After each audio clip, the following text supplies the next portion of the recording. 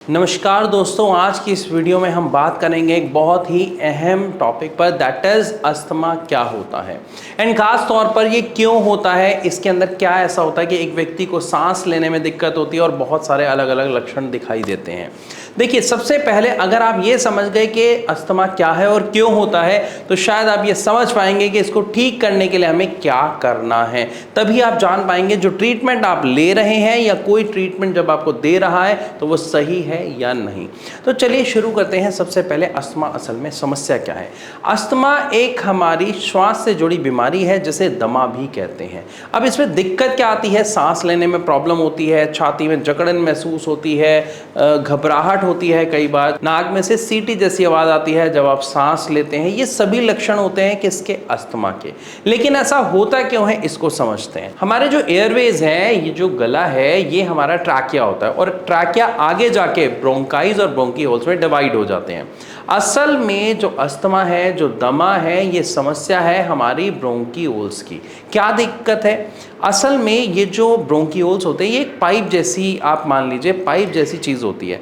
अब पाइप में से जब सांस हम ले रहे हैं तो सांस आ रही है, छोड़ रहे हैं तो सांस जा रही है। लेकिन अगर इस पाइप नुमा चीज़ यानी हमारे ब्रोंकीहोल्स में इन्फ्लामेशन हो जाती है, यानी सूजन हो जाती है, और साथ ही साथ म्यूकस यानी बलगम की लेयर जमना शुरू हो जाती है, तो जो सांस लेने वाली जगह है उसके लिए काफ़ी कम जगह बचती है, जिसकी वजह से जब किसी को अस्थमैटिक अटैक आता है तो उसे सांस लेने में बहुत ज़्यादा दिक्कत होती है। उसे ऐसा लगता है सांस नहीं आ रही है, घबराहट हो जाती है, क्योंकि उस एरिया में इन्फ्लामेशन हो जाती है और म्यूकस काफ़ी ज़्यादा बढ़ जाता है। तो अगर हमें इसे ठीक करना है तो इसके लिए ट्रीटमेंट क्या होगा?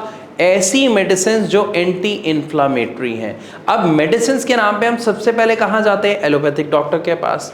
एलोपैथिक डॉक्टर जो दवाई देता है वो स्टेरॉइड्स होते हैं। स्टेरॉइड्स यानी आपकी वो इन्फ्लामेशन को, बढ़ रहे म्यूकस को तो तुरंत रिलीफ दे देगा, वहाँ कंट्रोल कर लेगा, लेकिन वो आपकी समस्या को ख़त्म नहीं करता है, सिर्फ दबाता है।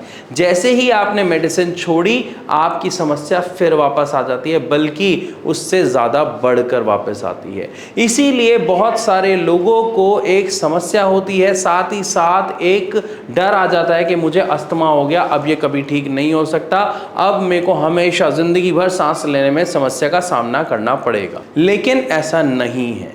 क्यों नहीं है, मैं आपको समझाता हूँ कि जब भी आप किसी समस्या की जड़ पर जा रहे हैं तो उसका हमें जो ट्रीटमेंट चाहिए वो क्या चाहिए? जो उस जड़ पर जाकर उसे ठीक करे। इसीलिए होम्योपैथिक मेडिसिन को बेस्ट मेडिसिन माना जाता है रेस्पिरेटरी प्रॉब्लम्स के लिए, यानी सांस से जुड़ी किसी भी समस्या के लिए, क्योंकि इसका कोई साइड इफेक्ट नहीं होता। एंड द बेस्ट पार्ट, ये जो मेडिसिन है ये कंज्यूम करने में आसान होती है, ये आपकी समस्या की जड़ पर जाकर काम करती हैं। इसीलिए इसके जो रिजल्ट्स है वो काफ़ी अच्छे देखने को मिलते हैं। और साथ ही साथ जब पेशेंट भारत होम्योपैथी में आता है तो उनकी पूरी हिस्ट्री को जाना जाता है, उसके अकॉर्डिंग मेडिसिन को कस्टमाइज किया जाता है, यानी उनके लिए दवा बनाई जाती है, और उसके बाद भी हमारे डॉक्टर्स उस पेशेंट के साथ लगातार टच में रहते हैं कि किस तरीके का सुधार उन्हें आ रहा है और किस तरीके की कहीं कोई समस्या तो नहीं आ रही। अगर आ रही है तो उनकी मेडिसिन को चेंज किया जाता है, उनकी पूरी हेल्प की जाती है, उनका ध्यान रखा जाता है, ताकि उनको जल्द से जल्द बेस्ट रिजल्ट मिल सके। लेकिन यहाँ पर एक सवाल उठता है कि आखिरकार ये अस्थमा होता क्यों है, किस कारण की वजह से होता है? तो इसके बहुत सारे अलग अलग कारण हैं। आमतौर पर देखा जाता है जो लोग स्मोकिंग करते हैं या जिनके घर में कोई स्मोक करता है, वहां पर अस्थमा होना एक स्वाभाविक सी समस्या आ जाती है या ज़्यादातर चांसेस बन जाते हैं। इसके बाद ऐसे लोग जो ज़्यादा ऑयली फूड खाते हैं, फास्ट फूड खाते हैं, उनको पहले मोटापा होता है और मोटापे के बाद अक्सर अस्थमा की समस्या देखने को मिलती है। इसके बाद कुछ लोगों को डस्ट से एलर्जी होने की वजह से भी ऐसा दिखता है, कुछ को पॉल्यूशन की वजह से ऐसा मिल जाता है। तो ये कुछ ऐसे आम कारण हैं जिनकी वजह से अस्थमा की शिकायत देखने को मिलती है। लेकिन इसके अंदर एक्चुअली समस्या आ क्या रही होती है कि हमारे शरीर के अंदर जो इम्यून सिस्टम है वो हाइपर एक्टिव हो जाता है। जैसे ही कोई डस्ट का पार्टिकल अंदर गया, जैसे ही कोई केमिकल अंदर गया, तो हमारे इम्यून सिस्टम को लगता है कि कोई एक ऐसा कण अंदर आ गया है जो हमारे शरीर के लिए खतरनाक है और उसे जल्दी से जल्दी बाहर निकालना है।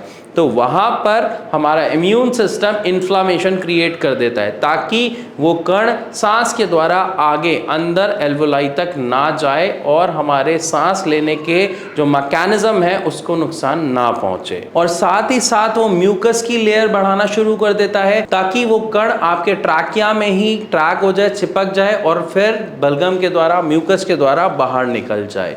तो ये सारी डिटेल में आज हमने जाना कि अस्थमा क्या है, किन कारणों से होता है, क्या दिक्कत होती है और क्यों होती है और क्या इसका सॉल्यूशन है। तो अगर अभी भी आपके मन में कोई सवाल, कोई परेशानी है तो आप कमेंट के माध्यम से हमसे ज़रूर पूछें, या फिर आपको अभी अगर उसका आंसर चाहिए तो नीचे दिए गए नंबर पर अभी कॉल करें, भारत होम्योपैथी के डॉक्टर से बात करें और अपनी समस्या का समाधान उनसे ज़रूर जानें। मैं आशा करता हूँ वीडियो आपको अच्छी लगी होगी। अगर हाँ तो इसे लाइक ज़रूर करें। ऐसी और वीडियोज़ के लिए हमारे चैनल को सब्सक्राइब करना बिल्कुल ना भूलें।